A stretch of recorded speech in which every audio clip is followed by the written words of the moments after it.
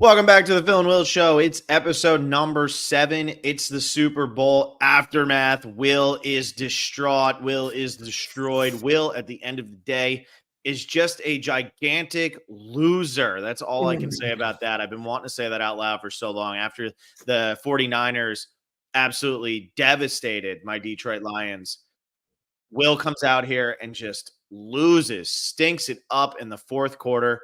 That is what Kyle Shanahan does. Welcome to the podcast. I'm very excited to break this down, talk about that. We'll be talking about some other stuff too. Now the NFL's over. Now we actually have to do some work, Will. Now we actually have to come up with ideas and topics. Good luck to us. But first, how's your heart? How's your soul? Oh, man, this is one of the worst losses I've ever experienced. I mean, it felt worse than the 2019 Super Bowl just because, the Chiefs hadn't won anything yet, and now we're giving Mahomes his third. It's almost like they didn't deserve it. It's like they stole it away. It just felt icky. It felt kind of gross. And I know I'm a Niner fan, but I've heard from other fans, dude, that like hate the Chiefs or that like just don't want this NFL dynasty and like want like other teams. Like they were even watching that like, holy shit, how did the Niners not pull that one out? And it's not like we ever had a huge lead. Like our biggest lead was 10-0. So it's not like it was like this blowout and then we choked it. It was more this really just like intense, like this avalanche of suspense, just building and building. And honestly, probably not the most fun to talk about with this take and maybe lame, but sometimes the ball doesn't bounce your way, and the ball can take one bad bounce, and that decides the entire game and the entire NFL season. Like if the punt doesn't hit our return player's foot, not the return man, but our special teams player. I don't even know who it is, which I like don't even want to look up because like I feel so bad. Like that guy's probably getting death threats. And we don't need to say his name because he feels bad enough. I can guarantee you that because it wasn't Ray McLeod. It wasn't our punt returner who muffed it. I think Ray could have done a better job at collecting it. Maybe not like try to pick it up. You know what the problem is? Dive on the ball. Like we always just dive on it. But if that's a cleanly fielded punt, man, like the Niners are winning that game. And it's just, it's stuff like that. It comes down to one play and you're sitting over there. You're a Lions fan. You could say, hey, you know what? Jahmyr Gibbs doesn't fumble the ball at the 20-yard line. That ball doesn't bounce off the face mask. Yeah. That's the NFL. And that's why we like it because it's so unpredictable. One big play can turn the whole game. But damn, does it suck when it's like it was a pretty clean game outside of that. I know McCaffrey had fumbled on that. Very random for him to fumble too. That was wild.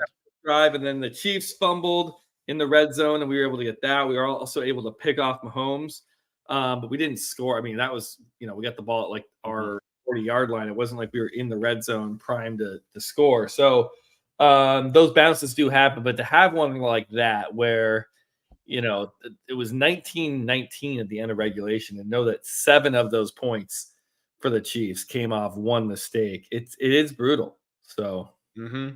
Yeah, the biggest problem with what happened with Ray McLeod there is you're saying to yourself, okay, just get away. Just get away. Leave the ball alone. I'm not touching that. No, I said just dive on it and not scoop it up. No. But here's what I'm getting to that, right? Like, so he's trying to get away from it because he sees that it's going to bounce and he doesn't want anything to do with it. Now it hits his player, and now he has to react to, oh my God, now I got to go get that ball. And I get what you're saying, just dive on it, but he's trying to figure out, he's not even thinking in that moment. It's so hard to do. It's so easy to say, like, just fall on it. It's like being in that moment. I can't imagine it, but that's a huge mistake. We can break down the coaching decisions. I've seen Shanahan mess up quite a few times. I don't think there's anything here that I really. What do you think that they fired Steve Wilkes? I'm seeing a lot of people be like, wow, if you win that game, you're a Super Bowl champion and now you're fired, or it wasn't the defense's fault. They looked actually good. They held the Chiefs to, like I just said, 12 points outside of that one really fluky play where they were set up on the doorstep. So that's not what it was, though. Steve Wilkes was probably going to get fired even if we won the Super Bowl. There's no way. As There's no crazy way. as no, yes, because the way that the Niners have played defense in the second half of the season and in the 2 playoff games versus the Lions and the Packers, it was basically writing. The writing's been on the wall. He's not the type of defensive coordinator that we've had. We've had Robert Saleh, we've had D'Amico Ryans, who are both basically coaches on the sideline that pump up their players, that are like, they're younger guys too, that just they relate to the players, their former players, a little bit more. And Steve Wilks, he started the season up in the box, like he wouldn't even be on the sidelines. And then Kyle Shanahan made that change mid-season because the defense, they were getting smoked, and the talent on that defense. We have so much talent on this roster on that side of the ball, and he was not getting the results or what you should be with that talent. And Wilks was, dude, he should have seen Niners message boards during halftime of the Lions game. It's pretty much like, season's over. All we have to do is fire Wilks. All we have to do is fire Wilks. Like, this was going to happen. And maybe if they win a Super Bowl, they would delay it, or it'd say like Wilks took another job or he resigned, and maybe it would be a little bit more, amicable of a firing or resignation or something. But this was going to happen regardless of the result of the Super Bowl. And I think most people who aren't Niners fans are looking at this with confusion, but we're not confused whatsoever. Yeah, I feel that. People always know their teams better than other people know them, so that makes sense. And I totally hear where you're coming from on that. Let me jump in here with some conspiracy theories. Okay, conspiracy theories are always a good time to talk about. Sure, I'm with it. Any conspiracy theory now is going to be in the Niners' favor that we got screwed. So I'm totally. So you're all about those. So if Brendan in the Now says KC in parentheses are in quotation marks holding, end quotation marks, up another trophy, Niners are my champs. What do you think about the fact that the Kansas City Chiefs, put your tinfoil hat on, have not been called for a offensive holding in their 3 Super Bowl wins? Yeah, it's pretty crazy, especially because I think there was a list going around. It was like the top 10 offensive linemen who have been called for holding, and like 2 of the Kansas City Chiefs offensive linemen were in like the top 5. And remember, in week 1, the guy for the Chiefs false started on every single play against the Lions, for anybody who doesn't remember that. And they didn't call that at all. So it's funny that we bookend the season with like controversial offensive line play from the Chiefs. I was yelling at the TV holding for quite a few plays, especially I felt like Bosa got held quite a bit. But, I think there was some, calls go either way. I think in the Super Bowl, you're trying to, leave the laundry in your pockets. You're not trying to stop the game or have the refs decide the game. I don't think there are any like super egregious calls. Holding something it feels like you can call on any play. And it's just like, let the guys play. It is weird though that they just never get called for. I've seen that in the regular season. It feels like where like the Chiefs need like a big game-winning drive.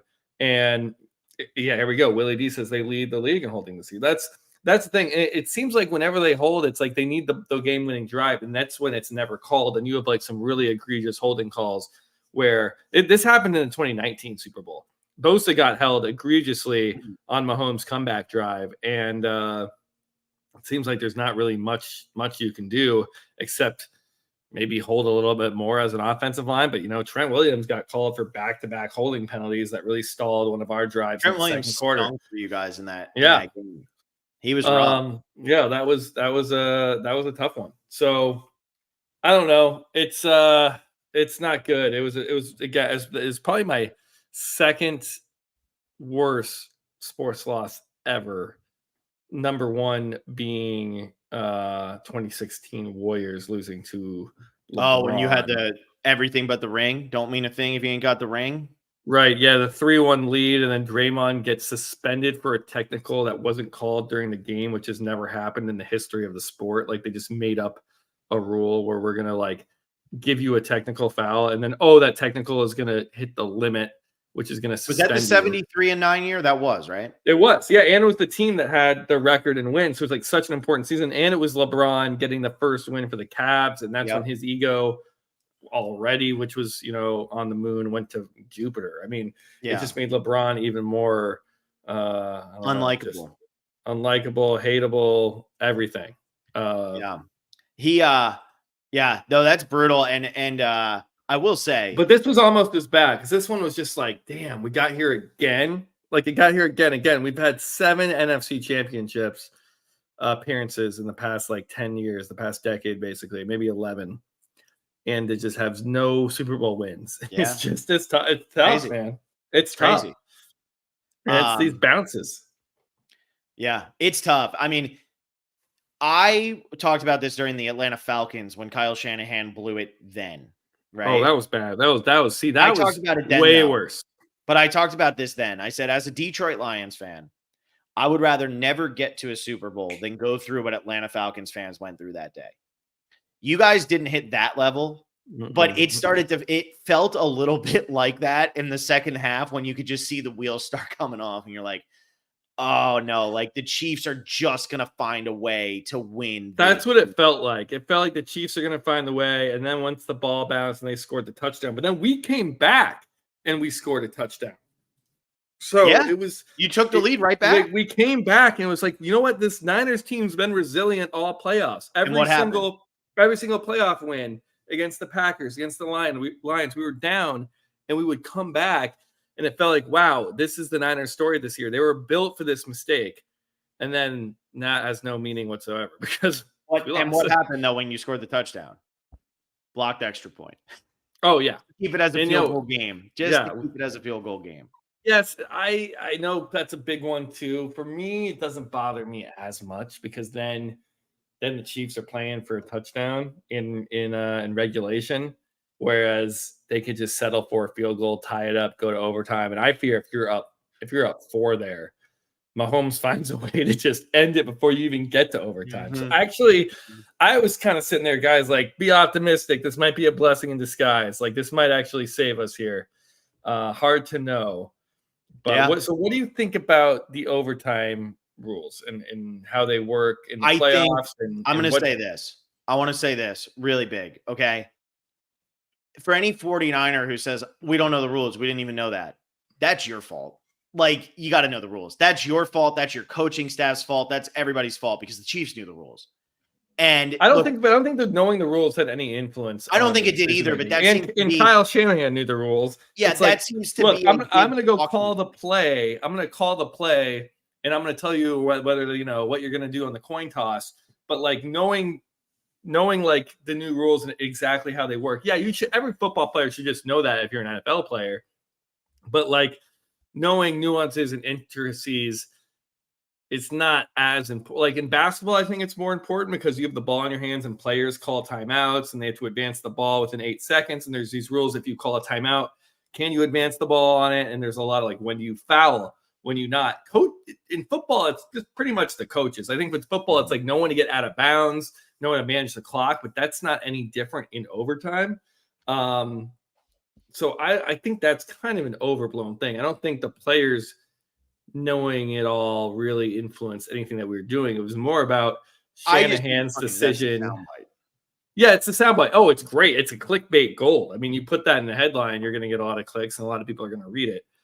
But the decision for Shanahan to take the ball, I think that's one that's being looked at. And I think there's arguments on both sides. Yeah, to me, with how the rules are set up, I don't think it really matters, man. I really don't think it matters. I think that people are trying to make it seem like it's a bigger deal than it is because agreed. If you get I will be the first. You know if you need to score or whatever. Guess what? If you get the ball first, you're going to score points anyway. If you don't score any points, you know you're going to lose. So you're not going to punt. Yeah, I mean, I'll be the first to like rip into Shanahan's coaching decisions. Like that's just something I've done over the years, and I think he's a terrible in-game coach and manager of the clock and timeouts and all that. I really did not have a problem with this. And remember, the whole point of these new overtime rules is to reduce the significance of who gets the ball first. Yeah. So if that's the purpose of the new rule, then saying whether you want the ball first or not shouldn't really matter. I mean, that's the whole point, that it doesn't matter as much. So the argument for getting the ball first, and at least Kyle Shanahan had a reason here. You see this a lot with coaches, and they make a mistake. or they get questioned about a call, like why'd you go for it on 4th down, or why did you run the ball up the middle when you could have taken a knee to win the game. Did that happen to Mario, the Kings this year? yeah, Mario Cristobal. Okay. Interesting. And he really didn't have a reason. Mm-hmm. And I think it maybe came out at the end that reason was to get the kid over 100 yards because that would help his like draft stock or like he ain't getting drafted anyway. Yeah, something like that. But it's like, dude, be happy with 96 yards, okay? Yeah, it's to win the game. But Shanahan did have an answer for this, and it was if we get the ball and score, and if the Chiefs get the ball and score, we have the ball in the first sudden death possession. But let me ask you this. Do you think the Chiefs ever, if the Niners score a touchdown, do the Chiefs ever kick that extra point, or are they just going for 2 and you're going to win the Super Bowl in the 2-point conversion, or you're going to lose the Super Bowl in the 2-point conversion? Why would you put your defense? They said they've actually come out and said they were going to go for 2. Yeah, on that. I think most teams would, which is why you get the ball second. Why there's a bit of an advantage getting the ball second because you can score. Right, but you can also kick a field goal and then it's 4th and 8 and you're not going for it down 3 when you're in field goal range. You kick a field goal and it's tied, and now Niners get the ball back. Defense is more winded, and now you just have the ball. Now you're playing for a field goal to win the damn game. And now here's another one for you. Now you need 3 points, and teams might not always go for 2. They might play for the tie. Let me tell you this. So this that's is more important. Okay, fine. Go. No, it is. Also, if they stop Patrick Mahomes on 4th and 1, the game is over and you win. Right. Oh, yeah, that's true too. I know the big argument of you should defer, and then if the other team scores, you know how many points you need, and now you have all 4 downs to play with. Basically, once the Niners get any points, if you're the Chiefs, you have 4 downs. You're never going to punt. If you punt, you lose the game. So now you have 4 downs, and I get that, but that's also you have 4 downs, and if you're the Niners, you get them to 4 downs, and you get a stop, you win the game. So it's like it absolutely plays both ways. Something to be said here also is that our defense was just on the field for like a 60 or 70-yard drive where Mahomes marched down, and they actually played really well. That's a tough stop there, and they held the Chiefs to a field goal, and they didn't lose the game, but they were exhausted. So for Shanahan to put those guys out there, it's almost like Chiefs get a field goal or Chiefs get a touchdown. Here you go, because the defense was winded. Give them a breather. Do what you can to score, and then see if your defense can get a stop or try to hold them to a field goal. Unfortunately, we weren't able to do that. It was a really hard-fought game. I don't really blame the coaches. The ball bounced a couple bad ways for us, man. A couple bad bounces, and that's the season, and that's how it goes. So yeah, and I truly believe that it was the most 50-50 situation you could have asked for. I truly believe that. I think it was totally 50-50. I think that in terms of like whether you take it or you kick, I don't think it matters. And I think Shanahan made the right choice because of what you just said. His defense was on the field for a very long time at the end of that game. You need to give your defense a break. You don't have a choice. If you put your defense back out there, Patrick Mahomes is scoring a touchdown. It is 7 points on the board. And then, okay, you can make the argument, well, the Niners are going to come out and then they're going to know they have to score a touchdown. You know what the funny part about the NFL? Yeah, but then what? Then you score a touchdown, you're still down 1 point. And then you have to go for 2 or kick an extra point that we just had extra point blocked, and our kicker's probably like shaking in his boots as a rookie in the Super Bowl. So it's like, if Casey scores a touchdown first, you're screwed. What I wanted to say with this is, though, I find it funny because people are like, oh, well, they know that they have to score now. They know that they have to score. Every time you step on a football field, you know you win the football game? You have to score. You have to score. And guess what? Teams still don't score. So if the Niners make that stop on Patrick Mahomes, if they can hold him to a 4th and longer and not allow him to get in there as easily as he did, and have it be 4th and inches, then he runs in for 15 yards or whatever it is, you made the stop. You did what you had to do. The defense is going to win too. I think that Shanahan did make the right move, because while I understand where people are coming from, where now you'll go for it on 4th down, if it's 4th and inches on their own 35-yard line or whatever it is, the Chiefs are still going for it, dude. They're still going. You don't have a choice because you're going to punt and you're going to let the Niners just have to get in a field goal range. They're still going for it. In the 4th quarter, your defense is exhausted. So I don't care about what Shanahan did. I think it was honestly a good decision. No, I'm fine with it. I'd be the first one. I'd be the first one to rip into it.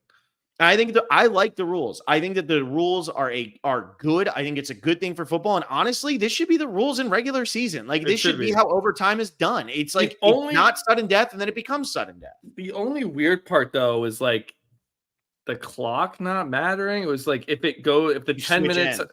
if the 10 minutes are up, then it doesn't matter and you You just switch switch ends. That's the ends. biggest thing. So it doesn't matter because you're in See, a controlled environment. But let's say that was a postseason game in Green Bay. Now you're flipping fields, and that could be the difference between being able to make a field goal and miss a field goal.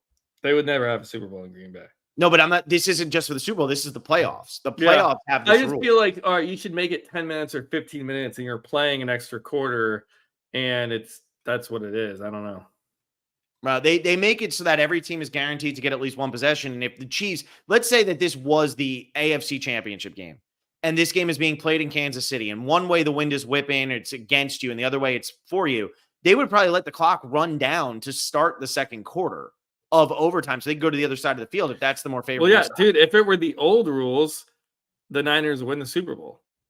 You win the coin toss to get the ball. Actually, no. Because they changed the rules now where the second team would get the ball because it was only a field goal. And guess what? Right, that's true. But those were the old rules. Yeah. Those were the original rules.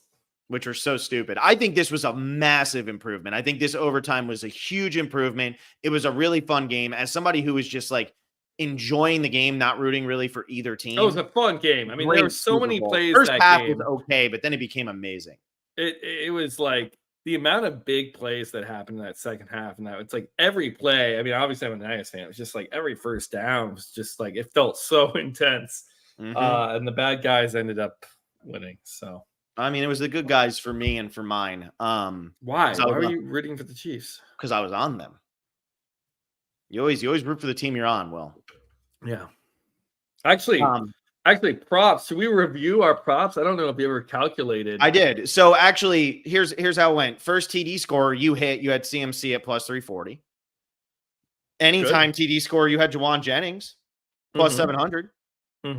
That was a good one. None of mine hit, but Kadarius Toney didn't play, so that was a wash. I said so I crushed you. At least I won the Phil and Will Super Bowl prop. MVP, you had Mahomes, which it should have been Harrison Butker. Harrison Butker was ridiculous. I will say my favorite thing is though that for the prop bet, so I had Purdy under 246.5. He threw for 255 because he played overtime. He was not going to hit it. Dude, Purdy's rushing yards. Were you on? I was on that one. I was on Purdy and Mahomes to both have 10. Oh, well, you hit it then. See, I had Purdy over 12.5. He had 13. And then he takes a knee and goes down to 12. And then if you remember our actual player props, so like the ones where we weren't just doing touchdowns or long shots or whatever it was, I think you actually did pretty well. Let's look at this. So McCaffrey over 18.5. He had 22 rushes. You had Pacheco over 15.5. He ended up with 18 rushes. So you hit both of those. I hope your real life wasn't this good. Kittle was. I actually made a lot of money on props, but I wasn't happy about it. It was a good Super Bowl. It was. And then you had Kittle 6+ receptions. Sure, how did that go? 2 for 4. Boo. Yeah, no. But he had that big fourth down one, which that would have been talked about. Like, see, that doesn't get talked about at all. That play was so massive, the 4th and 3, and that Shanahan had the balls to go for it, and that we barely convert with Kittle, who had kind of been nowhere all game. I mean, everybody praises off Shanahan. Campbell didn't do it. I mean, I know exactly. It's like he does it, and then he gets praised. It's like, I mean, that was a Super Bowl. That, to me, when we converted that, I was like, wow, we're going to win the Super Bowl because that's what we need from Shanahan. We needed the balls. That's what we needed from the team, but no, alas. Yeah. And then your last one, you had MVS under 19.5 receiving yards, and you ended with 20. Damn. At least I didn't bet that one in real life. Yeah. I had the Pacheco rushing yards, which I ended up getting live, and it was much better. He had a negative 12-yard rush in this game and missed his over-under by 6 yards. Oh, man. That's brutal. Purdy under 246.5. I already talked about that. I couldn't hit that because he went to overtime and hit it, but he didn't have it going into overtime. Kelsey 7+ catches. He ended up with 9, and Butker over 7.5 points. I love that I threw that one in there and it hit. That really makes me happy. It really does. So yeah, I think I was on I was on Chiefs over 1.5 field goals, which obviously hit, and then I was over 3.5 field goals in the game, and I was like plus like 250 or something. So. Yeah, I had some successful bets. Yeah. All right. What else should we talk about? Hold on. Before we do that, like this video, subscribe. You haven't liked yet. Like it, like the video. Please like the video. That's what we want. We need. We demand. Like our video. Should we change subject, or you still want to keep talking about the Super Bowl? No, I wish we wouldn't talk about the Super Bowl at all. All right. Then we won't talk about the Super Bowl anymore. Okay, so I know that this is kind of like a random thing, but that's what the Phil and Will show is going to be, right? It's going to be kind of random. We're going to bounce around. It's going to be way more. I mean, obviously the NFL's over. You're not a huge basketball guy. I'm definitely more of a basketball guy. Maybe when the playoffs come around, you'll get more into it. The playing tournaments are pretty fun. But until then, like, I think we're pretty open to just talk about random shit. Cool. Well, we'll definitely start talking about some March Madness and things like that as we start getting into it. Conference tournaments are always a fun time. I love watching those. Okay, you know what? Before we jump, this is actually a good one because then we'll get into the topic I want to talk about. But Willie D says way too early Super Bowl picks for next year. Can you be realistic about that, or are you just going to say Niners? Why wouldn't it be the Niners? So everyone's like, oh, they've got this roster that's tough to maintain. It's like, it's not that tough to maintain. We gave up a lot of draft picks, so we don't even have that many. We actually do a draft pick this season, this year, which is great. But we have a lot of players under contract, and Purdy's still on a very, very nice Niner-friendly rookie deal. So we pretty much have to sign Ayuk to an extension, draft an alignment, and like the team, for the most part, is going to return. So it's not like one of these teams where we have a bunch of unrestricted free agents that we can't bring back. So I don't see any reason why, especially now that Wilkes is gone and we get a defensive coordinator who can use all the talent we have on defense. Also, the Drake Greenlaw injury, man, that really sucked. Dude, like that was so bad for him. That's like, that was devastating, man. That was just so sad, and like he couldn't have done that against the Lions. We would have won the game. It's just brutal, dude. Is that the wrong reason to be sad? Yeah, I think so, Phil. My bad. But that was brutal though, because I think we get jogging on the field. I know. I think we get Phil and Will Bowl Part 2, and the Niners win again against the Lions. Maybe I think the Lions won't go for it on 4th, and they'll settle for field goals, and that will be their downfall. And they'll lose 15-12. Yeah, that's gonna be the story there. And then, man, I hope it's Niners Chiefs again. I want to beat the Chiefs, man. Like we need to beat them. Like I don't like if it's the Bills, the Ravens, fine, whatever. Like give me Mahomes and Kelsey and the Chiefs again. Like I want to beat them so bad. All right, you got me. I agree 100% with you. We're getting Niners Lions again. I think that the Lions and Niners, especially with the Lions keeping Ben Johnson, I think that that's the huge. Lions are going to be so dangerous offensively, and now they just got to fill some gaps on defense. Offensively, they don't need to fill gaps. So go fill the gaps defensively. I think it's Lions, Niners again. And I think it's distant third. If you look at the Super Bowl odds for next year, it's Niners plus 550, Lions plus 1,200, then Eagles plus 2,000. For conference winner, Niners plus 225. Wait, those are all NFC teams. That's crazy. Well, no. I didn't talk about the AFC teams. I'm just talking about from the NFC. Oh, yeah. Okay, and then if you look at I'm gonna look at. Should that be our second topic? Like, what futures do you want? I mean, we can talk about that a little bit. They don't have enough out yet for like. Okay, maybe we'll wait. Yeah, a second. Once they start releasing win totals and stuff, that's a fun podcast. Oh, that's really it's quite far away. Yeah, but NFC, this is on DraftKings. NFC champion, Niners plus 225, Lions plus 550. Then the Eagles and Cowboys are plus 800. The Packers are plus 1,000. The Bears are plus 1,400. The Falcons are plus 1,400. The Rams are plus 1,500. To me, when I look at that, with all the problems the Eagles have, with all the problems the Cowboys have, it's Lions and Niners again, man. Like, it's Lions, unless there's a crazy Goff gets hurt. Amon-Ra gets hurt. Or like, early. Is there a team that could get like really hot? Like, could the Packers get randomly hot, or like I don't know, the Rams like put it together and get hot? I don't know. I'm just trying to like the Cowboys aren't gonna. I don't. Really know who could be dangerous? The Vikings plus 2,000. The Vikings could be dangerous if Kirk Cousins stays healthy. Their defense was legit this year. They had a legitimate defense. That could be dangerous. So. I'm going to go with the Lions, but I seriously the Vikings think Lions. Kirk Cousins cut us up, and again, we were talking about Wilkes. Like watch that Lions or that Vikings Niners game. That's when Wilkes was kind of like on his way out, like that early in the season. Yeah, so I'm gonna go Lions because I'm a homer now, but I really do think that it's Lions Niners again, and I'm not gonna pick the Niners. The Philly Will Bowl, that's great. That's great that we're gonna get that again.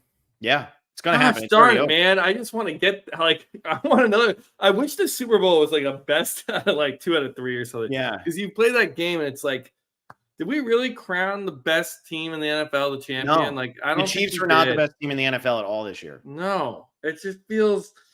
And that's why I do like basketball. And I know that's why probably some people don't like basketball. Is like basketball, like when almost the 8th seeded always went to the finals. Yeah, that's fun. Right, but the basketball, the better team almost always wins the series. And the 8th seed of the Heat is because playoff basketball is so different from regular season basketball. And a lot of coaches, especially a coach like Eric Spoelstra, knows that and knows how to like manage his players. But like, look, all we're doing here is making sure we're healthy in a good spot and we're ready to play for the playoffs. And we can take that anybody with our roster. Yeah. And like, it's a different mentality. But in basketball, you play, up to 7 games. Like most often you're going to get a team that's going to be the better team. Yeah. That's how it works. For my AFC champ, I'm going with your man. Your old man, the man who couldn't get you over the hump and win you a Super Bowl. You're going with the Raiders. I'm going with the Chargers. And your man. Harbaugh. I thought you were going with Garoppolo. No, I'm going with I'm going with the Chargers at plus 1,300. I think there's a lot of value in that one. The Chiefs, look, it's probably going to be the Chiefs. But like the Bills, I'm not buying it. Their defense is a mess. The Ravens are really good, but like I don't think Lamar is going to be the guy who can beat 3 good teams in the playoffs. You're just hating on Lamar, huh? I am. Cincinnati, I think Joe Burrow is a disaster right now. I don't know what's going on. I think it's like if it's not the Chiefs, I think the Bengals to me are like the easy second choice. I don't think the Bengals were that good this year. I mean, because before Burrow got hurt, they weren't even that good. No, they had some good games. When Burrow was healthy, they had some good games. And they also had some really bad games during that. Yeah, but he started the year injured also. Like he didn't start 100%. And then once he got his rhythm, he had like a 3-game stretch. I think they won 3 or 4 in a row, and they looked really nasty. They beat the Niners. They killed us. And again, Steve Wilkes. And then once Browning came in and Burrow's out for the season, they played some competitive games. They went downhill. I do think Burrow is like, I fucking love Burrow. Like I do like Burrow too. He's my dude. I would say Burrow's a disaster because like Niners Bengals would be amazing because like then if the Niners lose, I'm not like gut wrench. I mean, I would be a fourth one of these things would be really tough to lose a fourth one. I think I'd be devastated anyway, but at least the silver lining is like Burrow getting his first one would be cool. I really like Joe Burrow. Yeah. The AFC is rough too, though, because then after the Chiefs, Bills, Ravens, and Bengals, then it's the Dolphins at plus 1,000. They're too far away. It's the Texans at plus 1,200. I don't trust. I mean, the Texans, Dolphins, the AFC. It's weird. They have so many like better team. Yeah, and it feels like the NFC. The drop off is just like immediate. Yeah, because it goes Niners, Lions, Eagles, Cowboys, and like even when I look at the Eagles and Cowboys based on how they ended the season, I'm not scared of the Eagles or Cowboys. I'm not scared of them. Whereas like. I don't know. Then you get to the Chargers, the Jets, the Jags, the Browns. The AFC to me, like, yeah, you should say one of the 4 teams, Chiefs, Bills, Ravens, or Bengals, but let's have a little fun and let's say the Chargers. Lions, Chargers, Super Bowl. I'm going to go Niners, Chiefs. Wow, dude. Don't hurt yourself with that risk there, buddy. Or Niners, Bengals. Do you also bet minus 20,000 all the time? Are you just like, yes, minus 20 grand? But if you literally bet on Niners, Chiefs, Niners, Bengals, and then throw in Niners, Chargers, those are all way plus money. Niners, Chiefs, if you parlayed Niners, Chiefs, it's plus 1,297. Oh, yeah, exactly. So if you predict it right, I mean, even if that's the chalk, that's still pretty good. Yeah, Lions money. Chargers is plus 9,000. I might go put $1 on that right now. Yeah, there you go. That's a great dollar bet. All right, we're going to change subjects. We're going to totally change. We're not even going to talk sports here because I want to talk about this because I saw it today and I feel like it'd be a fun conversation to have with Will, who is somebody who works very much in the production side of things. So there's this thing right now that OpenAI released called Sora. And for anybody who hasn't seen this, it's Sora. It's this like insane AI system that takes text or whatever and converts it into a video. And they were showing clips of it, and it is disturbingly realistic looking. And all I could think the entire time was the Jeff Goldblum line in Jurassic Park where he says, you were so busy asking yourself if you could that you forgot to ask yourself if you should. And as I was looking at this stuff, I'm like, that looks like a real dog. That looks like a real person. That person is moving. That looks like a real person skiing. The clips they showed from this are absolutely ridiculous. And I know that the film industry right now, where like film, TV, all of that, they're fighting so hard, graphic design, all that. They're fighting so hard for like artist rights. This thing is scary, man. And it makes me wonder what the future holds for people in those types of positions and things like that. So I'd love to hear some of your thoughts on this because it's pretty wild. Yeah, I mean, I feel like this is kind of bound to happen. A lot of the strike that happened last year was centered around AI. Now, there are a ton of other issues that were also being discussed, but there were talks of studios basically like, okay, we're going to get an actor, let's say Matt Damon, and we're just going to like download his face, and then we can own his face and use it for any movie we want. And like the actor gets paid for the one day they come in to download their face. Like there was stuff like that was like on the table. Maybe it wasn't that explicit. I'm not an expert in this matter. Mm-hmm. But that was a big issue. And now it seems like the issue is like, if you can tell an AI to create a person or character that acts a certain way perfectly, then you don't even need actors.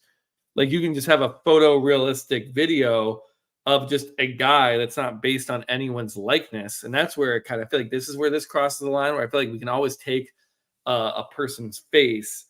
We've been able to do this for a little bit now, not forever, but like the past couple of years with the way tech's going, where I can take Matt Damon's face and I can make him say anything and act and do any expression.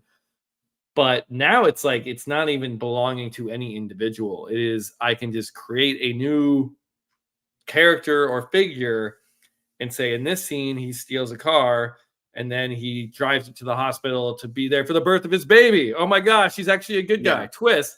Maybe that's a good thing. I mean, maybe it's like now writers are now able and artists to get their stuff made and their ideas out there instead of needing, $100 million budget to create a blockbuster movie. Now you can write in, and then there's a big explosion, and then you get a very nice explosion instead of having a special effects team or a CGI team in post that's very costly. So I don't know. With all this AI stuff, I feel like they can always get pretty close and they can do a pretty good job.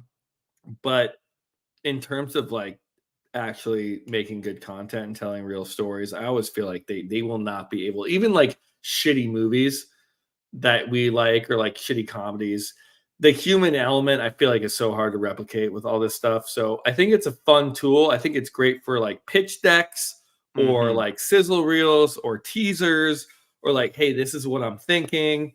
But like, I assume this is where you wanted to go with it. Like, are we thinking we're going to sit down in a movie theater, or I'm on Netflix and I'm watching a 90-minute or 100-minute feature film that's completely been made in Sora or some AI software where some writer or producer just typed in prompts to what they want, and now they have a fully edited movie that's actually enjoyable to watch? I think that's kind of the question, and I don't know if we're getting there all that soon. But again, this stuff is so exponential with the growth. Like we're only getting started here. So if it already looks this good, then hey, I could be just eating my words right now.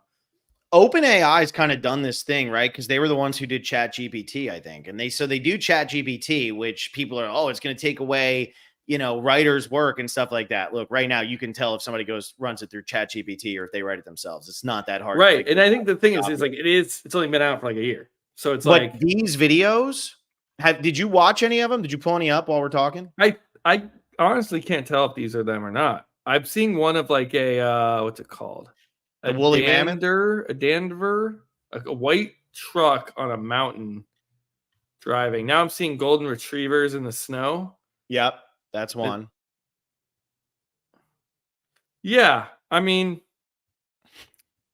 that's great. But like, how specific? I don't know. How specific are these? Like, I mean, there's one on NBC News right now that is animated scene features a close-up of a short, fluffy monster kneeling beside a melting red candle. The art style is 3D and realistic with a focus on lighting and texture. The mood of the painting is one of wonder and curiosity as the monster gazes into the flame. And it's pretty crazy. I'm not finding that one. I'm just scanning Okay, through this. it was on NBC. Yeah, but I'm like, but for me, it's like, can you use this to cut together an entire narrative where like you have a close up and then in like a pan? I mean, right now it's just a minute long. Right. It just came out today, so like Yeah. I'm just like forward thinking. Are we getting to the point where like you don't need a film crew and actors and post production, and it's like, here's my movie, here's my idea, like AI, spit it out. How far away are we from that? To me, I think we're probably really, really far away. And again, I could be wrong, but it feels like a lot of these AI tools, there are more ways to help efficiency and to fill like little holes and needs where they aren't really like replacing entire industries. Like, has Chat GBT replaced like entire industries? No. And as somebody who works in the industries that has a lot of Chat GBT, no, it hasn't. It has not, because it's a tool. Like I was working for a company as a freelance writer, and they sent us an email that was like, if you use Chat GBT, you're done. We'll fire you on the spot. Don't use Chat GBT. They could tell immediately when somebody did Chat GBT. They could tell immediately. And there were people who did get fired for that. And so it's like, you can tell when it's been changed. What I think is interesting about this, as somebody who's a big like Disney fan and Universal fan and like likes going to theme parks, I enjoy going to theme parks and I enjoy being immersed in those worlds and seeing that stuff. I enjoy watching the clips of, oh, here's the new attraction that's coming or whatever. Like, I'm a big nerd for that stuff. Will make fun of me because I go on all the small rides at Disney World, and he's like, you should go on coasters, dude. Like, as he like taps his chest and says, bro, but I find this stuff interesting because these types of videos now, is a company like Disney going to pick up this app or pick up Sora and say, put together a video of a log flume type ride with Tiana from The Princess and the Frog. And now it's going to be able to render that and show that video without needing an art director, without needing somebody to film that, without needing that. And now they're going to be able to put out a 1-minute trailer for the entire ride of their new Splash Mountain attraction. And they can just put that on the internet and it's done. And they didn't have to hire a single person for it. Is that the route we're going down? Because that's what it feels. That's where I'm more concerned, is like, you have to think, because Will, and a lot of people don't know this if they don't work in film, if they don't work in TV. Everybody hears about Brad Pitt. Everybody hears about, the big directors, the Coen brothers and stuff like that. But you don't hear about those people who are making their living shooting car commercials and who are shooting Coca-Cola commercials and doing all that stuff. You don't hear about that all the time. Is this going to cut away from the B-roll directors, the what is it, the second unit directors, things like that? Are we going to start losing those people? I think probably, and I think that's with any technology, that's kind of what happens. And again, I don't know if this is going to replace entire industries, but it definitely will replace some roles. And I think we've already seen that with like software. I mean, just like look at what software has allowed us to do, and even like accounting or documentation or litigation, how many people would need to perform a task, or even doing like search, like Command F, okay, without laptops, that used to be a job where you'd have people who would search through files and folders. They would go to businesses that were under litigation, and they would do like a search inquiry or whatever, and they would get all of their files and then go through them by hand, and they would hire people. Now people can digitize this and they can hit Command F. So like we've been doing this. This isn't a new thing, or we can go back even earlier where it's like, the way we used to disperse books You used to write them by hand too. we used to write them by hand, and we did before the printing press was invented, a big job. And this was actually a very academic, scholarly, important role in society that only the smartest people were able to do it, were scribes. That they would take one writing from somewhere and then they would rewrite it, and they would have good handwriting, and they know how to like make sure it's correct and all that. And that's how you would make copies of writings of human beings for scribes. And I don't think anyone today is like, oh my God, the scribes are unemployed. Like the scribes they can't make a living because we have computers and copy and paste. The printing press came and now it ruined the scribes union. No one's saying that. So I think when we look at all this AI stuff, I think it's a wrong mentality to be like, oh, we're going to replace jobs. It's like, we've been doing this as humans for thousands and thousands of years, and that's okay. It's more about, all right, what new jobs are now available now that we have these tools. And I think you've seen this with ChatGPT. Now you have like prompt specialists. That's like, who are the people that are the best at getting ChatGPT to actually accomplish work at an efficient rate? And those jobs, some of them are paying like six figures. People that really know how to put a tool and put software like this to use. And I'm saying that everyone should do that. But there's a lot of people who don't know how to use it. Right. And I just think with any new technology, there is a big thing. And it's kind of like, oh, self-driving cars. So we're going to lose all our Uber drivers and taxi drivers. Yeah, but think about how much more productive we can be as a society if we aren't spending all of our time, like so much of our days and time sitting in a car, unable to do anything else. Like now, if I have a self-driving car, I can actually be working on something. Like I can be working on a pitch deck. I can be using whatever this is, Sora, to be prompting videos that I'm going to cut together to make a pitch deck for my animated movie that I want to sell. Like I think you have to look at it through that positivity and the lens that these tools help us become more productive, even if the short term, some people are going to lose their jobs. I mean, that's just the nature of growth and technology. When do you think we're going to hit the point though, where there is a AI that comes out that does the Phil and Will show and we don't do it? Let's see. Hopefully soon, huh? You getting tired yet? Yeah. Can we do that instead? Can we just hire Sora? Can we just, what is this, our 7th episode of Phil and Will show? Hey, AI, watch these 7 episodes and then just like digest everything that happens on the internet with sports and pop culture and movies and AI, the software that we're talking about now, and have a fun, lighthearted, enlightening conversation about it.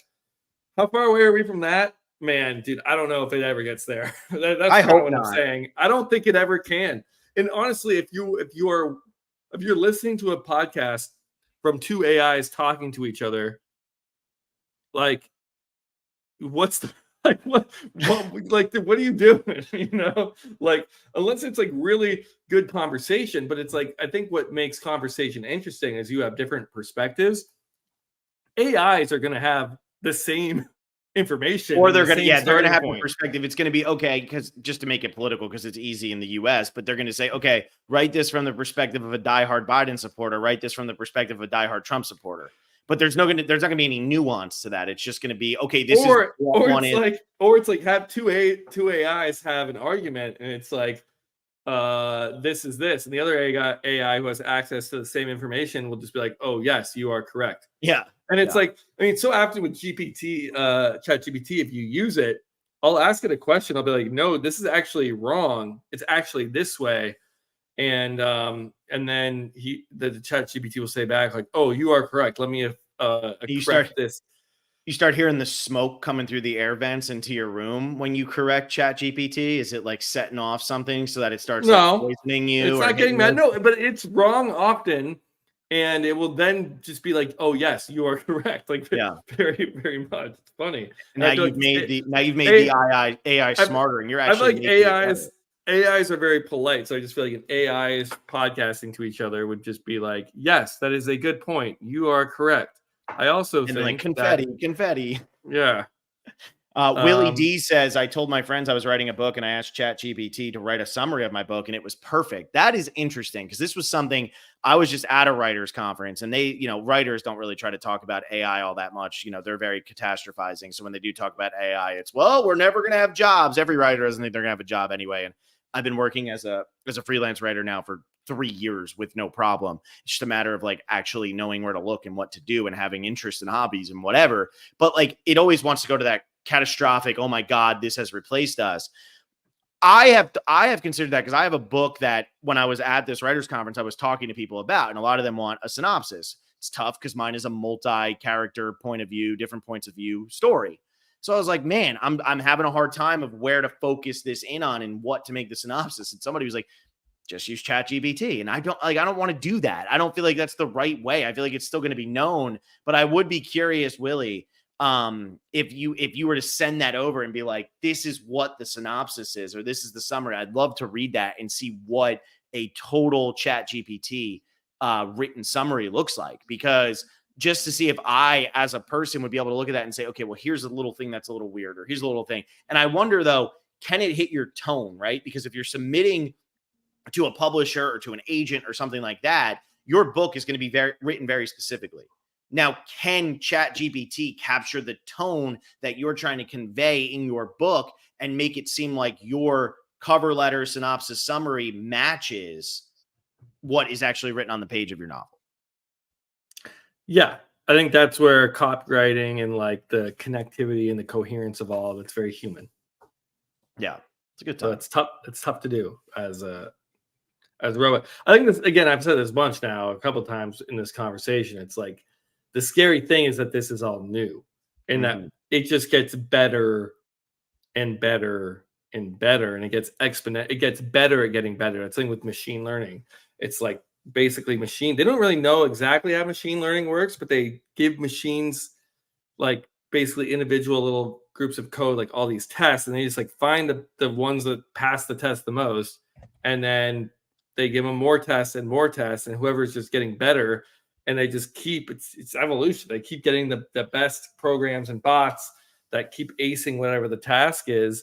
And then they get exponentially better to a point where like in 10 years, it could be a point where like, I don't know, we could all be, one of the theories on AI is that we'll all be dead or immortal within like 30 years, because like it will just hit a breaking point of like, AI will save us all, or it will be the death of us, and that there's not really any in between, because AI will be able to solve every problem, including death, and that it will basically, or it will recognize us as a threat and eliminate us. You know what sucks though about that? Not the part of being a threat and being killed off. That wouldn't bother me.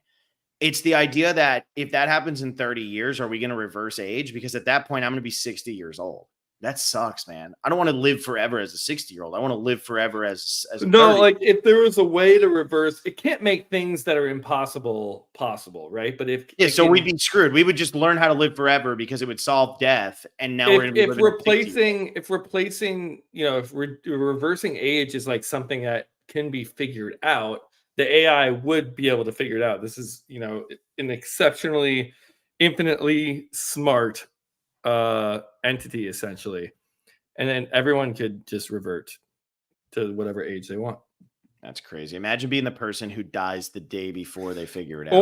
Or it's like replacing it would just be replacing all your cells individually to match like a photo, or look at your genetic code at what you would have looked like at a certain age. So he's like, I want to look like what I was at 22. It would be able to just like replace every cell. Something. I mean, the shit is so like bananas. But that's what some people. Hey, if you would have told people before the printing press was invented and they were scribing that one day there would be a computer essentially, a digital that's connected to every other computer in the world, and everyone can just type one thing, everyone can read it live, and you can do it with video too. I can copy my 200-page novel and send it to Will in less than 5 seconds. Yeah, across the world. Yeah. No, I mean that's would have sounded absurd to them, and maybe AI becomes the norm. And hey, maybe this sounds really shitty too, but it also could be a natural evolution of life. That Hey, life gets so smart that it forms computers, and then they work to make those computers smarter to a point where the computers get smart, where they become the most intelligent beings, and they kill the animals, and they become a society of hyper intelligent computers, and that is life, and that they are living conscious computers. I mean, that's just, again, there's a lot of theories on this, not to spook anyone out, but that you is, I just mean, that's, literally made everybody on the Phil and Will show hate us. We're supposed to be like the fun guys. We were talking about Super Bowl aftermath and 2025 predictions less than 20 minutes ago, and but now I you're over think, here talking about we're all going to be murdered by robots. I'm not saying you're going to be murdered or that will be, I'm just saying these are a lot of thoughts, and some of these thoughts are like, hey, it's okay. Like it's okay that there become smarter beings than us that then go to other planets and spread out, and like that's our story, and that's fine. Does this mean that my theory that we have done this thousands of times over throughout history, thousands and thousands and thousands of times, that like literally human beings are born, they create, they evolve to this point, eventually AI comes, just decimates everything, leaves it in rubble, makes it nothing, and then humans start over again and they find the pieces and that's what helps them start and build up again? I mean, that's a big theory on human evolution in general and interplanetary species and all that, is the great filter. And that, why haven't we found any advanced species yet? We've never seen any. And one of the theories is the great filter, that there is some filter in civilization, once it modernizes to a certain point, that it destroys itself, and that it never reaches a point where it can enter galactically travel or leave signs in the universe or of other galaxies or planets or stars, because it reaches a point where it self-destructs. And that is a very major theory that people think. Now, is AI the great filter? I think if AI reached a point where it was hyper intelligent, exponentially more intelligent than we are now, to the infinite power essentially of the most intelligent being or entity that could ever exist, I think having no sign of that elsewhere, uh, like if that really kept happening and repeating over and over, there would be signs of that hyper intelligence. But maybe you get so intelligent to a point where lions don't concern themselves with the opinions of sheep, and it's like maybe the AI gets so hyper intelligent they realize what this whole universe thing is, and like get out or leave or do something else, and then we're left here to repeat. Maybe that's it. I don't know. Could be. What the fuck, man? Thanks. No, I love this stuff. I think about it all the time. I love watching the Nat Geo shows on Disney Plus, like all the ones about the pyramids and like all these things they built, like the Maya. It's just fascinating to me. I always find I find it so epic because these are histories that are thousands of years old that were so advanced. And you say, how was this made? And people, oh, well, there was slave labor and stuff like that. It's like, yeah, No, we don't know. We don't know how the pyramids were made. Like and anyone who claims that we know, like awesome. we literally don't know. And that's what's awesome. I think It's that's awesome. so It very fascinating is. that we don't know. We And should that do makes it. me We think should do a Phil and Will pyramids breakdown and just go over every possible I would love theory. that. I think that could be really fun. That Well, would be let's see. such Let's see if people are into this like kind of AI. Like we really took a turn. I mean, every week was NFL. It was like NFL wildcard predictions, NFL divisional predictions, NFL Secession. championships, the Secession, the Emmys, the Golden Globes. Then we went, Super Bowl props, Super Bowl recap. Now we're going into just like AI, human existence, what's out there, all these bigger questions. But hey, it's always fun conversation. The So, Universe and You. What movie is it from? no idea. Really? You don't know that one? Let me make The sure I said it right. Universe and You. The Universe and You. You have me thinking of not a movie, but a TV show that you haven't even watched. So I'm not going to name that. Mm-hmm. Mm-hmm. And Well, it reminds me of. Well, go ahead. no, you go. What does it remind you of? Well, it reminds me of Severance, which you have to watch. Yeah, I guess what's funny is what's very funny about this is it's not actually in the movie. Going back to my love of theme parks, it's not in the movie. It's only in the attraction at Universal Studios, and it's Men in Black: Alien Attack. Oh, I didn't know that. I thought it was in the Oh. movie, and they pulled it from the movie, but they didn't. So I just looked it up, and it's only in that. You really have to watch Severance, and maybe we do a recap. We do a Severance. When do we do this? Maybe on Phil and Will Show, we do a Severance recap where you watch it for the first time. I've already seen it twice. I would watch it again with you, and then I can kind of like talk it through with you as you're watching for the first time. Because there's a character in Severance named Rickon, who is an author who has a lot of phrases. The universe is you, like something like he has a book. It's called The You Are, or something like that. I like it. Maybe that becomes like the second half of our show, right? Maybe we figure out a way to make the Phil and Will Show. Here's a half hour dedicated to whatever, and then here's pyramids. We got pyramids, and then Severance. I love this pyramids thing, man. I'm telling you, I watch that stuff and I just go, "There's no way." How did I they saw do a crazy theory on it. It seems like such BS, but like maybe. So maybe we'll talk about that on one of the next Phil and Will ones. I love it. All right. You want to wrap this up before everybody hates themselves? Yeah. Thank you all so much for listening to this. That certainly took a turn. I hope you enjoyed it, because I actually really enjoyed this conversation. I knew that Sora would get Will thinking, because Will's a deeper thinker. He's not the dude, bro, that you think he is just because he's a Niners fan. He's got some thoughts in there. But yeah, so we'll be back at some point next week. Tune into that. If you haven't checked out our Survivor stuff, I'm sure you all have. Most of you probably are bouncing right off of the traders into this.